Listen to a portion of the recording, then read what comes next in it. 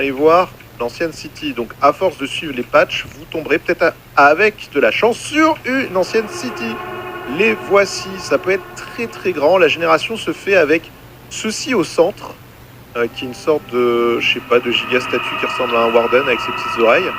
Donc vous avez ceci au centre de l'ancienne city et après en fait ça fait des cercles concentriques. Vous avez un premier cercle, un deuxième cercle, plus ou moins, avec des rangées et avec au milieu différentes salles avec des petites structures, avec des coffres, avec voilà, là vous avez notre petite structure et vous avez oui ce chemin principal aussi vers la statue avec les grosses tours à côté. Donc il y a tout ce qu'on retrouve en termes de blocs de type Deep Slate, donc la Deep Slate Brick, la Deep Slate Polished, etc. Et, chose très importante, sur les allées, c'est de la laine, donc vous pourrez vous balader dans les anciennes cities. Tant que vous êtes dans les couloirs, il n'y aura pas de problème. Vous risquez pas d'activer les Shriekers ou les Sensors, etc. et donc de faire venir des Wardens. Vous pourrez vous balader en toute tranquillité. Seul problème, c'est que si vous voulez accéder au coffre, par exemple là au loot, eh ben, il faudra y aller tout doucement en sneakant pour éviter les problèmes. Il n'y a pas tout le temps des anciennes cities qui se génèrent, j'ai l'impression, dans le Deep Dark Biome, mais en tout cas quand vous en voyez, elles sont très belles. Alors je vais vous enlever l'effet Night Vision pour vous donner une idée sans.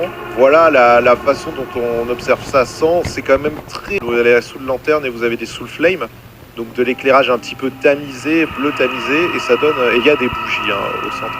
Ça donne des effets très sympas quand on se balade. En vrai, moi je trouve ça très très joli. Je vais vous remettre le Night Vision pour le bien de vos yeux. Et donc, qu'est-ce qu'on trouve dans ces anciennes cities? On trouve ces blocs-là, bon, ça un peu OSEF. On a un nouveau type de bloc, on y reviendra après. Mais surtout, on trouve des coffres. Et dans ces coffres, qu'est-ce qu'on va avoir? Eh ben, on va avoir des bougies, des potions de santé, un nouvel enchant qui s'appelle Swift Sneak. Et donc cet enchantement là n'est trouvable que dans les coffres. C'est un peu l'équivalent. Quel enchantement est trouvable que dans les coffres et pas avec des villageois? Si vous avez Soul Speed par exemple, mais Soul Speed c'est trouvable aussi en faisant des échanges avec les piglins. Là l'enchantement Swift Sneak, donc il y a 3 niveaux, 1, 2, 3, ça se trouvera que dans les coffres des anciennes cities. Vous pouvez trouver des livres normaux, vous pouvez trouver des os aussi, vous pouvez trouver des boules de neige. Ah ben, il y a un Warden qui arrive, très, très pratique pour éloigner les Wardens de vous. Vous pouvez trouver des Shulk blocks, vous pouvez trouver des Shulk Sensors aussi. Vous pouvez trouver des enchantes aussi autres que Swift Sneak. Là, on a un Sharpness 5 pas dégueulasse. Et des petites bougies, bref, on peut trouver pas mal de choses. Au centre, pour l'instant, c'est un peu l'inconnu. On a ce nouveau bloc qui est de la Reinforced Deep Slate, qui est un tout nouveau bloc. Comme son nom l'indique, il est bien renforcé. Qu'est-ce que ça veut dire? Ça veut dire qu'il est totalement blast résistante. Il ne casse pas à la TNT. Hop, un petit peu comme l'obsidienne. Alors TNT, explosion, tout ce que vous voulez. Mais sauf qu'il a cette particularité incroyable, et il n'y avait qu'un seul autre bloc jusqu'à présent qui l'avait, c'est que il ne casse pas à la TNT, mais par contre il est déplaçable au piston. Le seul bloc qui existait à présent, on pouvait faire ça, les anciens débris. Anciens débris fonctionnent de la même façon. Donc c'est un bloc très intéressant parce que ça peut servir notamment dans vos fermes ou si c'est de la TNT, ce genre de choses. Seul problème, c'est qu'à l'heure actuelle, il n'est pas obtenable. Vous pouvez essayer de le miner, mais déjà, il est incroyablement long à miner, mais surtout, vous ne l'obtiendrez pas même avec Seal Touch. C'est-à-dire que si je me donne, on va se donner Ast 99, là j'ai Ast 99 là, ok? Vous avez vu à la vitesse à laquelle je le mine, et on l'obtient pas, qu'on ait Seal Touch ou qu'on n'ait pas... C'est un bloc qu'on ne peut pas garder.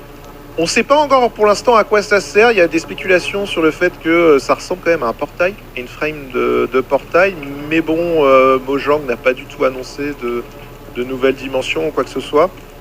Ça pourrait peut-être servir à faire un portail entre les anciennes cities, pour aller d'une ancienne cité à une autre ancienne cité, je sais pas trop. Pour l'instant, c'est un petit peu le mystère, mais c'est un bloc toutefois avec des propriétés intéressantes. À voir si on pourra le récupérer à terme, ça pourrait être intéressant, plus simple que les anciens débris, si on veut se servir. Mais bon, on a quand même les anciens débris sur cette fonctionnalité. Autre chose importante à noter, je sais pas si j'en verrai, on peut trouver des crânes de squelettes sans devoir passer par les creepers chargés. Ben oui, voilà, regardez, il y en a un ici. On a des crânes de squelettes, voilà, pour ceux qui aiment bien collectionner un petit peu.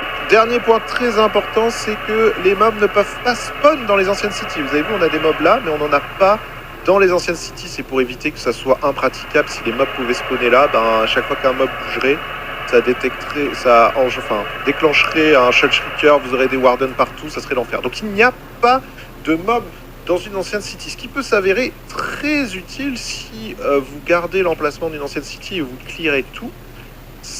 Et vous faites votre base, vous avez une base que vous n'avez pas besoin d'éclairer et vous n'aurez pas de mob qui spawnera. D'ailleurs, si on regarde le F3, voilà, là on est dans le biome Deep Dark, hein, vous le voyez via le F3, je sais pas ce qu'on en... Quel endroit on en sort. Ah ouais, Dripstone Cave. Donc en gros, il y a quand même un enchaînement. Ouais, mais non, c'est bizarre. Là, c'est aussi Dripstone Cave, là, c'est Deep Dark. C'est un peu compliqué de savoir exactement. Donc je sais pas si, en fait, les biomes... Il y a écrit que les monstres ne spawnent pas dans les anciennes cities, mais c'est peut-être dans le biome Deep Dark. Je sais pas trop. Bon, toujours est-il que ça spawn pas là, donc vous pouvez transformer une ancienne city en votre base. Ça peut être pratique éventuellement. Dernière chose qu'on doit voir, c'est ce fameux Enchant Swift Sneak. Et actif quand même, donc ça il faut faire attention. Et là, oh il a déjà spawné. Et nous avons aussi l'effet de Darkness qu'on avait déjà vu. Oh la vache, ok il a spawné vite. Oh, ok. Oh il m'a one shot. Ok, j'étais en full netherite.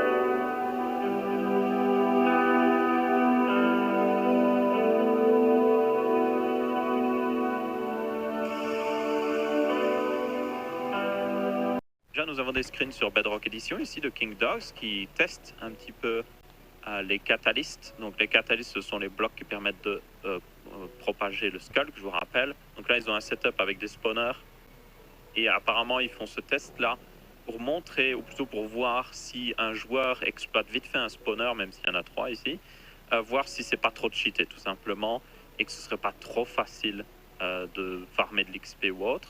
Donc c'est de l'équilibrage basiquement. Par contre, on a aussi Gnomebun que vous devez connaître parce qu'il fait beaucoup de redstone sur Minecraft. Il y a même une chaîne YouTube et c'est le créateur du mod Carpet. Et il fait partie de Mojang maintenant, pour ceux qui ne savaient pas. Et du coup, lui a montré un peu à quel point le Skulk peut se propager. Alors c'est certainement pour tester. Ça ne veut pas dire qu'il se propagera autant, tenez-en compte. Mais là, comme vous pouvez voir, c'est sur Java Edition déjà, parce que Gnomebun, c'est vraiment difficile à prononcer, travaille sur Java Edition et vous pouvez voir que on a un petit peu une différence au niveau rendu d'ailleurs par rapport à la Bedrock, mais il y en a partout. Il a même posté d'autres screenshots du coup dans un autre tweet ici, où il montre avec du Night Vision et oui, ça se propage même sous l'eau, ça se propage à peu près partout. Donc là on a le catalyste. Et il le précise d'ailleurs dans l'autre tweet, ça c'est pas un nouveau biome, hein, c'est vraiment parce que le catalyste a propagé tout ça. Et il semble essayer de tester un petit peu ce que ça donne, parce que nous avons aussi un tweet de King Dogs encore une fois.